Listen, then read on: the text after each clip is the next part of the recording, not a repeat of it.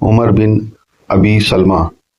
عطا بن ابی ریاح نے عمر بن ابی سلمہ پروردہ رسالت مآب سے نقل کیا ہے کہ آیت تطہیر رسول اکرم پر ام سلمہ کے گھر میں نازل ہوئی ہے جب آپ نے فاطمہ اور حسن و حسین کو طلب کیا اور سب پر ایک چادر اڑا دی اور علی پس پشت بیٹھے تھے، انہیں بھی چادر میں شامل کر لیا اور فرمایا، خدایا یہ میرے اہل بیت ہیں، ان سے رجس کو دور رکھنا اور پاک و پاکیزہ رکھنا۔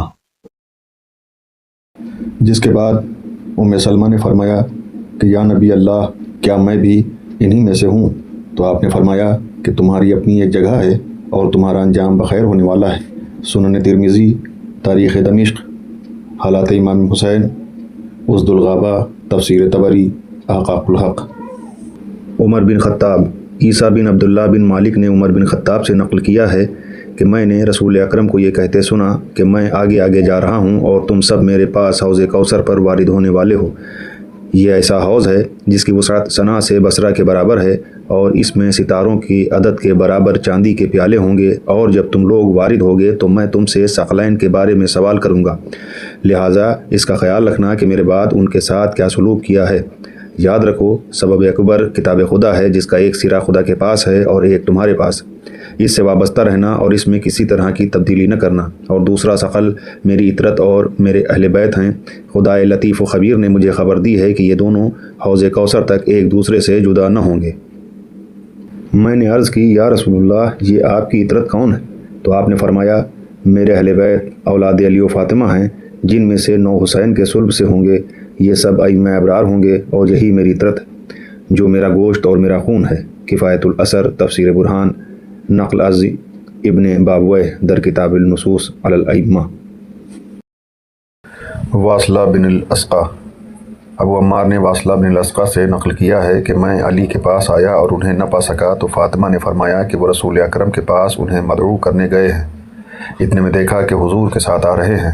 دونوں حضرات گھر میں داخل ہوئے اور میں بھی ساتھ میں داخل ہو گیا۔ آپ نے حسن و حسین کو طلب کر کے اپنے زانوں پر بٹھایا اور فاطمہ اور ان کے شوہر کو اپنے سامنے بٹھایا اور سب پر ایک چادر ڈال دی اور آیت تطہیر کی تلاوت کر کے فرمایا کہ یہی میرے اہل بیت ہیں، خدایا میرے اہل بیت اس زیادہ حقدار ہیں۔ مستدرک۔ شداد ابو عمار ناقل ہیں کہ میں واصلہ بن الاسقا کے پاس وارد ہوا جبکہ ایک قوم وہاں موجود تھی۔ اچانک علی کا ذکر آ گیا اور سب نے انہیں برا بھلا کہا تو میں نے بھی کہہ دیا۔ اس کے بعد جب تمام لوگ چلے گئے تو واصلہ نے پوچھا کہ تم نے کیوں گالیاں دی؟ میں نے کہا کہ سب دے رہے تھے تو میں نے بھی دے دیں۔ واصلہ نے کہا، کیا میں تمہیں بتاؤں کہ میں نے رسول اکرم کے یہاں کیا منظر دیکھا ہے؟ میں نے اشتیاق ظاہر کیا تو فرمایا کہ میں فاطمہ کے گھر علی کی تلاش میں گیا تو فرمایا کہ رسول اکرم کے پاس گئے ہیں۔ میں انتظار کرتا رہا یہاں تک کہ حضور مع علی و حسن و حسین کے تشریف لائے اور آپ دونوں بچوں کا ہاتھ پکڑے ہوئے تھے۔ اس کے بعد آپ نے علی و فاطمہ کو سامنے بٹھایا اور حسن و حسین کو زانوں پر اور سب پر ایک چادر ڈال کر آیت تطہیر کی تلاوت فرمائی اور دعا کی کہ خدایا یہ سب میرے اہل بیت ہیں اور میرے اہل بیت زیادہ حقدار ہیں۔ فضائل الصحابہ ابن حنبل، مسند احمد ابن حنبل، المصنف ابن ابی شیبہ، معجم کبیر۔ شداد بن عبداللہ کہتے ہیں کہ میں نے واصلہ بن الاسقا سے اس وقت سنا جب امام حسین کا سر لایا گیا اور انہوں نے اپنے غیظ و غضب کا اظہار کرتے ہوئے فرمایا کہ خدا کی قسم میں ہمیشہ علی و فاطمہ اور حسن و حسین سے محبت کرتا رہوں گا کہ میں نے ام سلمہ کے مکان میں حضور سے بہت سی باتیں سنی ہیں۔ اس کے بعد اس کی تفصیل اس طرح بیان کی کہ میں ایک دن حضرت کے پاس حاضر ہوا جب آپ ام سلمہ کے گھر میں تھے۔ اتنے میں حسن آ گئے تو آپ نے انہیں داہنے زانوں پر بٹھایا اور بوسہ دیا۔ پھر حسین آ گئے اور انہیں بائیں زانوں پر بٹھا کر بوسہ دیا۔ پھر فاطمہ آ گئیں، انہیں سامنے بٹھایا اور پھر علی کو طلب کیا اور اس کے بعد سب پر ایک خیبری چادر ڈال دی اور آیت تطہیر کی تلاوت فرمائی۔ تو میں نے واصلہ سے پوچھا کہ یہ رجس کیا ہے؟ فرمایا، خدا کے بارے میں شک۔ فضائل الصحابہ ابن حنبل، اسد الغابہ، العمدہ۔ ابو عمار شداد واصلہ بن الاسقا سے روایت کرتے ہیں کہ رسول اکرم نے علی کو داہنے بٹھایا اور فاطمہ کو بائیں، حسن و حسین کو سامنے بٹھایا اور سب پر ایک چادر اڑا کر دعا کی کہ خدایا یہ میرے اہل بیت ہیں اور اہل بیت کی بازگشت تیری طرف ہے نہ کہ جہنم کی طرف۔ مسند ابو یعلا، نصر الدرا، السنن الکبریٰ ابو الازہر واصلہ بن الاسقع سے نقل کرتے ہیں کہ جب رسول اکرم نے علی و فاطمہ اور حسن و حسین کو چادر کے نیچے جمع کر لیا تو دعا کی کہ خدایا تو نے اپنی صلوات اور رحمت و مغفرت و رضا کو ابراہیم اور آل ابراہیم کے لیے قرار دیا ہے، اور یہ سب مجھ سے ہیں، میں ان سے ہوں، لہٰذا اپنی صلوات و رحمت و مغفرت و رضا کو میرے اور ان کے لیے بھی قرار دے۔ مناقب خوارزمی، کنز الامال۔ اہل بیت اور مفہوم لفظ اہل بیت۔ موسیٰ بن عبد ربا کا بیان ہے کہ میں نے امیر المومنین کی زندگی میں امام حسین کو مسجد پیغمبر میں یہ کہتے سنا کہ میں نے رسول اکرم سے سنا ہے کہ میرے اہل بیت تم لوگوں کے لیے باعث امان ہیں، لہٰذا ان سے میری وجہ سے محبت کرو اور ان سے متمسک ہو جاؤ تاکہ گمراہ نہ ہو سکو۔ پوچھا گیا یا رسول اللہ آپ کے اہل بیت کون ہیں؟ فرمایا کہ علی اور میرے دونوں نواسے اور 9 اولاد حسین جو ائمہ معصوم اور امانت دار مذہب ہوں گے۔ آگاہ ہو جاؤ کہ یہی میرے اہل بیت اور میری اطرت ہیں، جن کا گوشت اور خون میرا گوشت اور خون ہے۔ کفایت الاثر۔ امام صادق علیہ السلام نے اپنے آباء کرام کے واسطے سے رسول اکرم کا یہ ارشاد نقل کیا ہے کہ میں تمہارے درمیان 2 گراں قدر چیزیں چھوڑے جاتا ہوں، ایک کتاب خدا اور ایک میری اطرت جو میرے اہل بیت ہیں، یہ دونوں ہرگز جدا نہ ہوں گے یہاں تک کہ حوض کوثر پر وارد ہو جائیں۔ اور اس حقیقت کو 2 انگلیوں کو آپس میں جوڑ کر واضح کیا، جس کے بعد جابر بن عبداللہ انصاری نے اٹھ کر دریافت کیا کہ حضور آپ کی اطرت کون ہے؟ فرمایا علی، حسن، حسین اور قیامت تک اولاد حسین کے امام، کمال الدین مانی الاخبار۔ امام صادق سے ان کے آباء کرام کے واسطے سے نقل کیا گیا ہے کہ امیر المومنین سے رسول اکرم کے اس ارشاد گرامی کے بارے میں دریافت کیا گیا کہ میں 2 گراں قدر چیزیں چھوڑے جاتا ہوں، ایک کتاب خدا اور ایک اطرت، تو اطرت سے مراد کیا ہے؟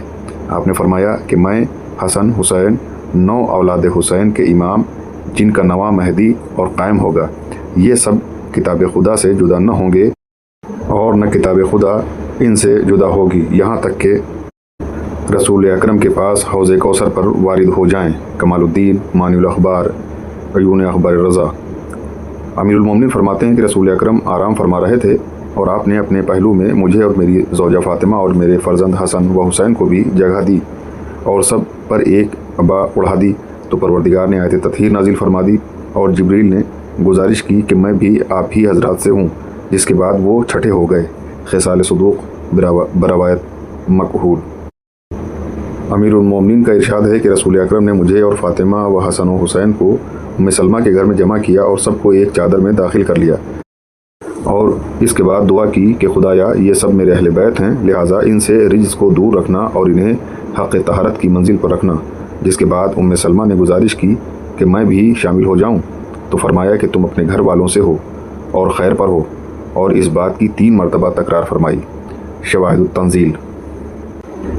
امیر المومنین ہی کا ارشاد ہے کہ میں رسول اکرم کے پاس ام سلمہ کے گھر میں وارد ہوا تو یہ آیت نازل ہوئی، اور آپ نے فرمایا کہ یا علی، یہ آیت تمہارے، میرے دونوں فرزند اور تمہاری اولاد کے ائمہ کے بارے میں نازل ہوئی ہے۔ کفایت الاثر از عیسیٰ بن موسیٰ الہاشمی۔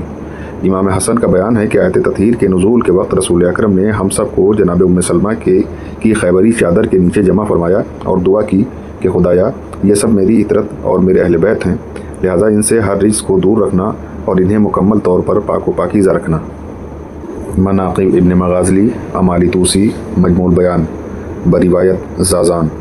امام صادق نے اپنے پدر بزرگوار اور جد امجد کے واسطے سے امام حسن سے آیت تطہیر کی شان نزول اس طرح نقل کی ہے کہ رسول اکرم نے مجھے، میرے بھائی، والدہ اور والد کو جمع کیا اور جناب ام سلمہ کی خیبری چادر کے اندر لے لیا اور یہ دعا کی کہ خدایا یہ سب میرے اہل بیت ہیں، یہ میری اطرت اور میرے اہل ہیں، ان سے رجس کو دور رکھنا اور انہیں حق طہارت کی منزل پر رکھنا۔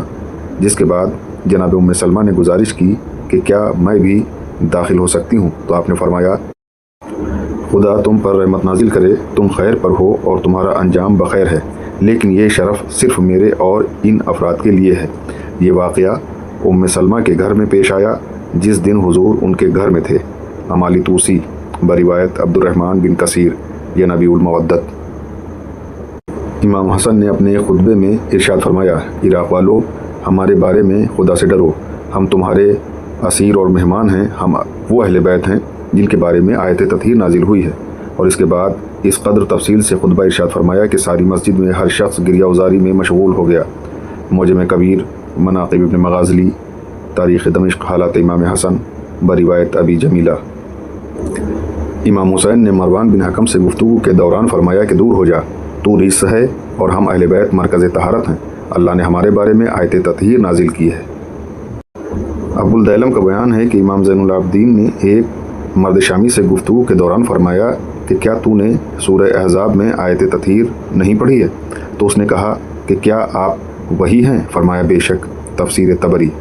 ابو نعیم نے ایک جماعت کے حوالے سے نقل کیا ہے کہ جو کربلا کے اسیروں کے ساتھ تھی کہ جب ہم دمشق پہنچے اور عورتوں اور قیدیوں کو بے نقاب داخل کیا گیا تو اہل شام نے کہنا شروع کیا کہ ہم نے اتنے حسین قیدی نہیں دیکھے ہیں، تم لوگ کہاں کے رہنے والے ہو؟